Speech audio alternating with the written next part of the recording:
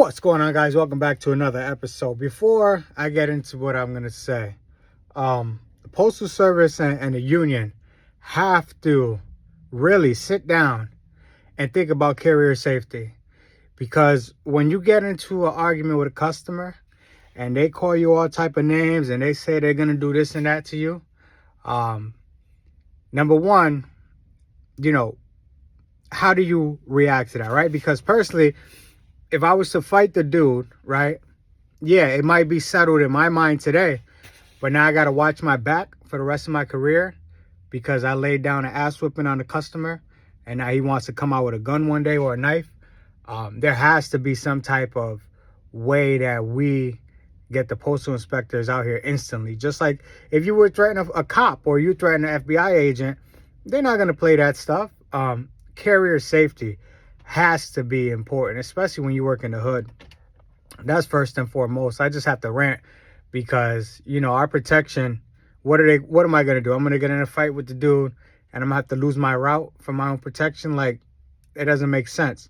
Carriers should have direct access to the postal inspectors to report these type of emergencies. It boggles me that we live in 2025 and letter carriers are getting robbed and killed and the Congress people are taking their time to pass legislation that treats us, one, as immune, as guaranteed immunity, that, as federal employees working these streets, we should have immunity that we won't be charged as long as we're defending ourselves.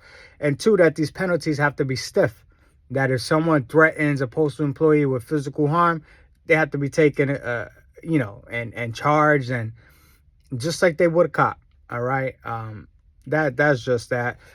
So what's happening today? Today we should get news from our union that negotiations have failed. Okay, that's my opinion. I'm pretty sure Renfro is going to put something on the page later tonight on the union page, probably around 5 or 6 p.m., saying that although we bargained within good faith, the Postal Service and the NAC has failed to reach a second agreement in collective bargaining, At this time, we will begin to for arbitration. That's something I'm pretty much betting on. I'm a betting man. I'll take bets on that. And then just about an hour ago, Postmaster DeJoy basically says he's going to give his farewell to the Postal Service, that he has laid down plans that are going to take multiple years, and that hopefully the next person in command will, keep on with what he laid down. Okay, I don't know if that's a good thing or a bad thing. Honestly, it's my humble opinion that DeJoy was trying to shift the Postal Service into the future of the package business. How he did it affected carriers greatly, and so we voiced our concerns and we had an ill taste in our mouth towards him. But he was trying. I do give him that.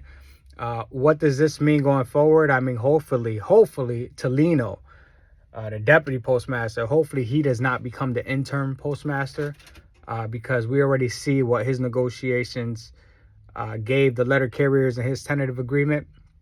What could a new postmaster mean for our contract and going forward? Well, it really depends. The Board of Governors and the Postal Regulatory Commission,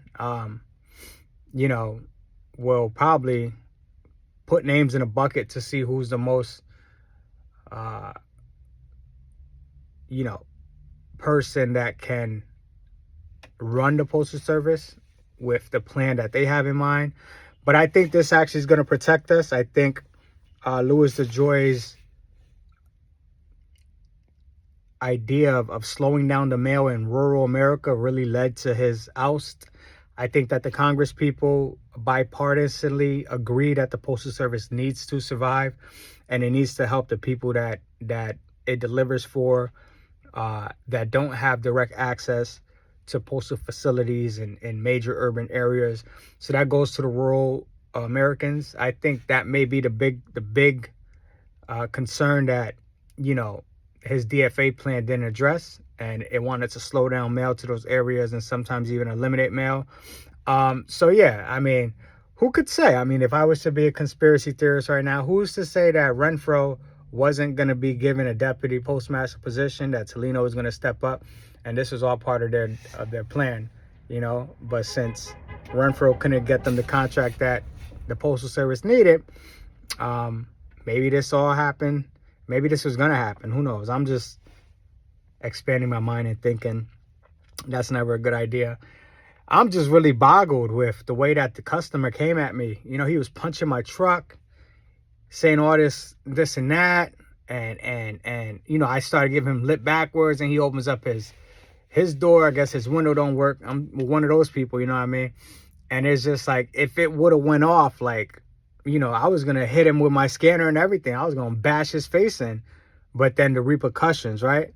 The repercussions is I'm gonna be delivering this route for possibly the rest of my career. And then I got to deal with, you know, always looking over my back. You know, I don't know, that's a scary situation.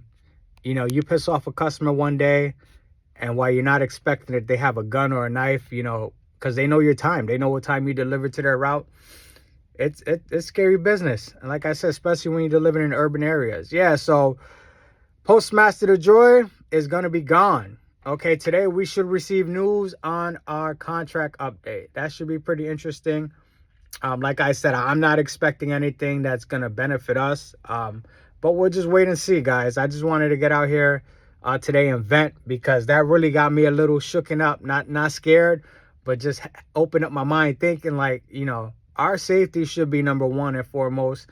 And there has to be a direct way for us to get in contact with these inspectors, because I mean, what are they doing? They're just as bad as management at this point. They're just sitting behind a desk, making sure that we're not stealing packages and we're not stealing mail. But who's out here protecting us? You know what I mean? What's the point of everyone attacking the carrier and making sure that we're doing our job right? But when we get attacked by criminals and people of the public, now we got to wait days for them to come and investigate. It makes no sense. Anyway, I'm ranting, so I'll let you guys go. As soon as I hear an update, I'll come up here. You guys already know I'll be up here offering my opinion on what happens. Like I said, maybe 6 o'clock tonight. You know, they're going to delay it as long as they can. And until next time I'll be here, you'll be there. Peace.